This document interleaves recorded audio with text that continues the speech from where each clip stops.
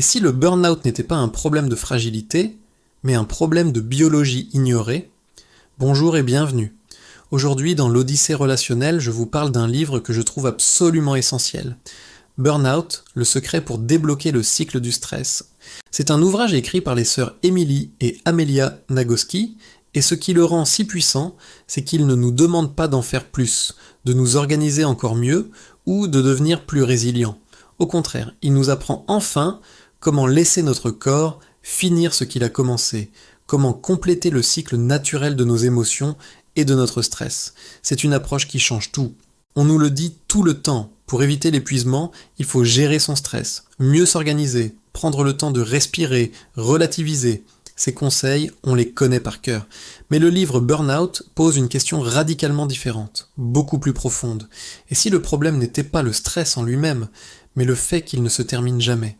Le stress à la base, c'est une réaction biologique tout à fait normale et même utile. Quand notre corps perçoit une menace, qu'elle soit réelle comme un danger physique ou symbolique comme une deadline au travail, il se met en mode survie.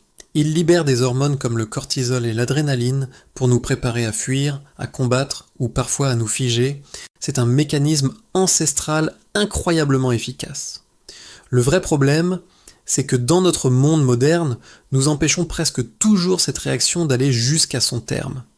Face à un patron injuste, à une remarque blessante, à une charge mentale écrasante, notre corps se prépare à l'action, mais notre cerveau social nous dit « Non, reste poli, ne fais pas de vagues, encaisse ». Et pendant que nous sourions et que nous nous taisons, notre corps, lui, reste en alerte maximale, bloqué en plein milieu de sa réponse au stress.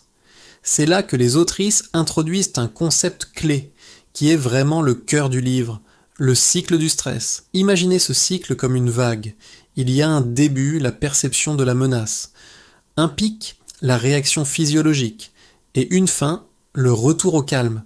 Le problème, c'est que nous vivons constamment au sommet de la vague, sans jamais redescendre. Tant que ce cycle n'est pas complété, les hormones du stress continuent de circuler dans notre corps. Et les conséquences sont dévastatrices. C'est de là que viennent la fatigue chronique. Ces douleurs qui semblent n'avoir aucune explication, l'irritabilité constante, la perte de sens et cet épuisement émotionnel qui nous vide de toute énergie. Et attention, c'est un point très important. Résoudre le problème qui a causé le stress ne suffit pas à compléter le cycle. Vous pouvez avoir réglé un conflit, terminé un dossier urgent ou simplement survécu à une journée difficile. Mais si votre corps n'a pas reçu le signal clair et physique que c'est fini, la menace est passée, tu es en sécurité, alors le stress reste là, piégé à l'intérieur. Et c'est ici que Burnout change profondément notre regard sur nous-mêmes. On a tendance à voir notre corps comme un obstacle, quelque chose à discipliner, à maîtriser, à forcer à tenir le coup. Ce livre nous propose exactement l'inverse. Le corps n'est pas le problème, il est la solution.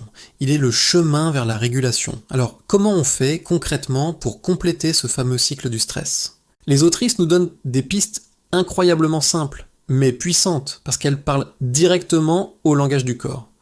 La première, c'est le mouvement. Courir, danser, sauter sur place, même juste se lever et contracter tous ses muscles pendant quelques secondes, bouger, envoie au cerveau le signal que vous avez échappé à la menace. Il y a aussi la respiration profonde, qui active le système nerveux parasympathique, celui du repos. Il y a le fait de pleurer, qui est une libération physique immense. Le rire, un vrai rire qui vient du ventre, pas juste un sourire poli. La création, le fait de faire quelque chose avec ses mains. L'affection, être touché avec sécurité et consentement par quelqu'un qu'on aime, un câlin par exemple. Et enfin, le sentiment de connexion, de se sentir relié aux autres. Ce ne sont pas des luxes, ce ne sont pas des caprices, ce sont des besoins biologiques fondamentaux, aussi essentiels que manger ou dormir. Et surtout, ce n'est pas quelque chose de mental, ce n'est pas une décision qu'on prend, c'est un processus corporel qu'il faut laisser se faire.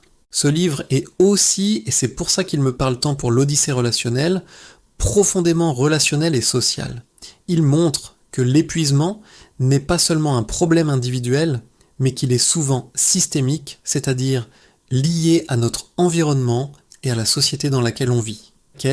Les autrices pointent notamment la situation des femmes, qui sont socialisées depuis l'enfance à donner, à prendre soin des autres, à s'adapter, à encaisser sans se plaindre, à rester agréable et souriante, même quand leur corps crie « stop ». Ce livre nous aide à comprendre que le burn-out n'est pas un signe d'échec personnel. Ce n'est pas de notre faute. C'est un message, un signal d'alarme envoyé par notre corps, qui nous dit que nous vivons dans un monde qui dépasse ses limites biologiques et émotionnelles. C'est un appel à changer le système, et pas seulement à essayer de mieux survivre à l'intérieur. En conclusion, Burnout nous rappelle une chose essentielle, une vérité que nous avons tendance à oublier. Le bien-être n'est pas un état permanent à atteindre une bonne fois pour toutes. C'est un mouvement, un rythme, un retour constant. Revenir au corps, revenir à la relation, revenir à ce qui nous fait nous sentir profondément en sécurité. C'est exactement cela que nous explorons ensemble dans l'Odyssée relationnelle.